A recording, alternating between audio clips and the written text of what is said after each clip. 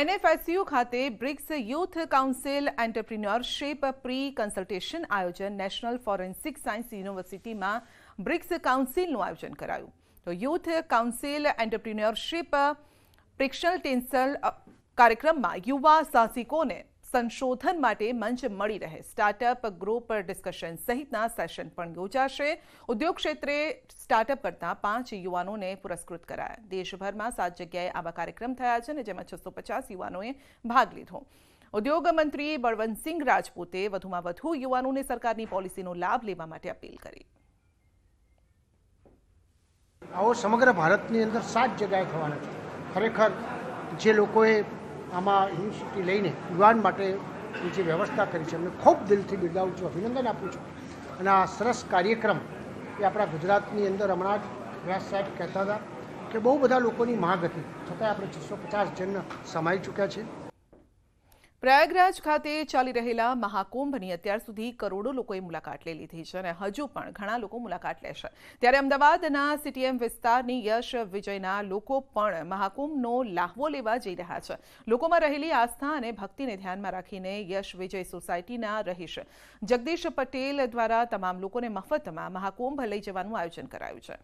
3 car 3 luxury દ્વારા 150થી પણ વધારે પટેલ પરિવાર મહાકુંભમાં જશે. રસ્તામાં કોઈને ખાવા પીવાની અગવડતા ન પડે તે માટે રસોઈયા પણ સાથે જશે. 28 જાન્યુઆરીથી 1 ફેબ્રુઆરી મહાકુંભ જવા માટેનું આયોજન છે.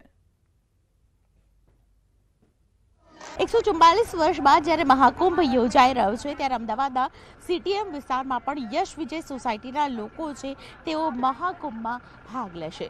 પરંતુ મહત્વની વાત એ છે કે જે લોકો યશ વિજય સોસાયટીના લોકો જે લોકો મહાકુંભ જવાના છે તે તમામ લોકો વિના મૂલ્યે જશે અને ખાસ કરીને જે પ્રકારનું આયોજન કરવામાં આવ્યું છે તેમાં 3 ગાડી અને 3 લક્ઝરી સાથે ખાસ કરીને સોસાયટીના લોકો છે તેઓ મહાકુંભ જશે. મહાકુંભ જવાના છો, શું મહત્વ અને કેવી રીતે આયોજનમાં આપ સહભાગી થયા છો? અમારા સોસાયટીમાંથી 2 વ્યક્તિ ગયા હતા જે ભાઈ આ મહાકુંભનો લાભ અમને આપે છે. એ લોકો ગયા હતા, એ અમને આ લાભ આપ્યો છે એટલે અમે લોકો રેડી થઈ ગયા, તૈયાર થઈ ગયા જવા માટે. અને અમારી સોસાયટી વાળાને એક આ મહાકુંભમાં લાભ સરસ મળ્યો છે એટલે અમે બધા જવા તૈયાર થઈ ગયા છે. અને સુવિધા બી રસોઈયા સાથે છે એટલે અમને કોઈ તકલીફ પડવાની નથી અને પડશે તો બી અમે ચલવી લઈશું. એટલે અમે લોકો ત્યાં મહાકુંભનો લાભ લેવા જઈ રહ્યા છીએ. આયોજનમાં કેવી રીતે વિચાર આવ્યો અચાનક જ કે મહાકુંભમાં જવું છે અને 1-2 વ્યક્તિ નહીં પરંતુ 150 લોકોએ સાથે જવું છે? અમારી સોસાયટીમાં પ્રસંગ હતો ત્યારે અમે બેઠા હતા અને વિચારધારા અમે એકબીજાને રજૂઆત કરતા હતા. ત્યારે અમે બાય કાર જવાની વાત કરી ત્યારે જગદીશભાઈ મળ્યા. જગદીશભાઈ એવું કીધું, બાય કાર નહીં, હું તમને બધાને મારી સાથે, હું મારા સ્વખર્ચે લક્ઝરીમાં હું તમને બધાને લઈ જાઉં મારા સ્વખર્ચે. કેમ કે એમના પિતાજીની પ્રેરણાથી એમને બી એ આશીર્વાદ રૂપ મળ્યું છે.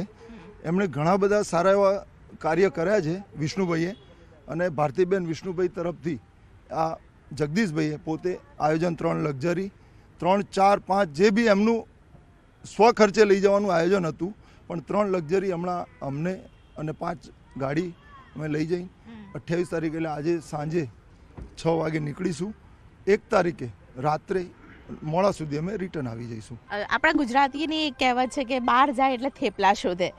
તમે શું કરશો, કેવી રીતે આપ આ યોગદાન આપશો મહાકુંભ જવામાં?